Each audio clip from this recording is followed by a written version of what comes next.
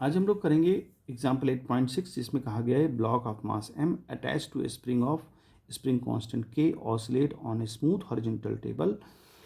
The other end of the spring is fixed to wall if it has a speed of v when the spring is at natural length. How far will it move on table before coming to instantaneous rest? तो देखिए इस question को. यहाँ पर एक spring हमको पता है कि एक स्प्रिंग दी गई है और वो स्प्रिंग को हमें एक v वेलोसिटी से दे करके यहाँ पर जब इस नेचुरल लेंथ पर है तो v वेलोसिटी दे करके इसको मूव कराया गया है. तो जाहिर सी बात है जब v वेलोसिटी दे के मूव कराएंगे तो इसमें कुछ एलोंगेशन आएगा, वही एलोंगेशन पूछ रहा है.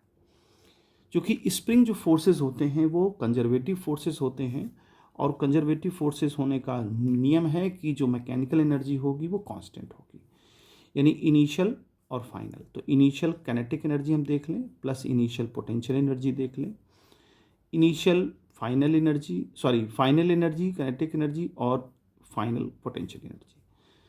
अब देखिए यहाँ से हमें के आई माइनस के एफ कर लेना है और ये यू एफ माइनस यू आई हो जाएगा.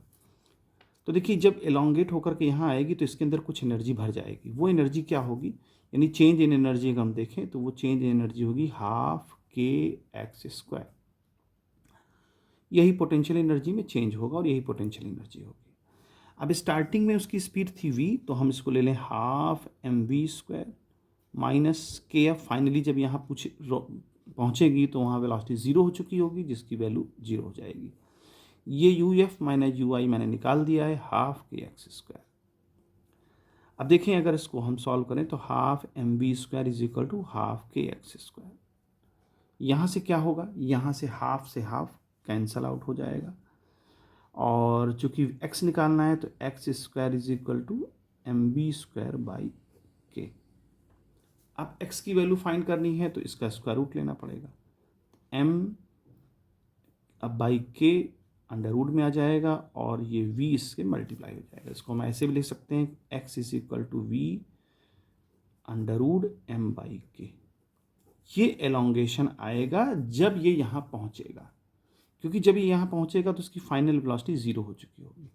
अच्छा, अब डेल्टा यू की वैल्यू हमारी हाफ के एक्स स्क्वायर आई. तो मैंने पिछले क्वेश्चन में आपको शायद समझाया था कि यू एफ माइनस यू आई होता है माइनस डेल्टा माइनस डब्लू, है ना. तो माइनस डब्लू का मतलब हुआ कि जो ये एनर्जी स्टोर होगी वो कंजर्वेटिव फोर्स की वजह से माइनस डब्लू होगी. रूल है कंजर्वेटिव फोर्स का. तो अब W अगर हम निकालें तो W कैसे निकाल सकते हैं भाई.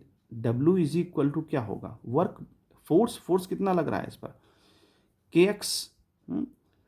भाई जो हम लोग के इक्वल टू एफ एक्स लिखते हैं तो वहाँ पर जो F होता है वो K बाई एक्स होता है. ठीक है, तो फोर्स हो जाएगा हमारा K बाई एक्स और मूव किया है x.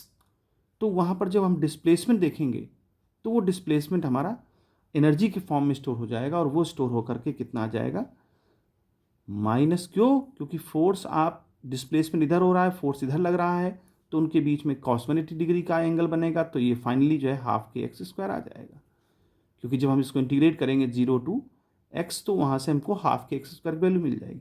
जब यहाँ पुट करेंगे तो वो प्लस में हो जाएगा और हाफ के एक्स स्क्वायर हो जाएगा.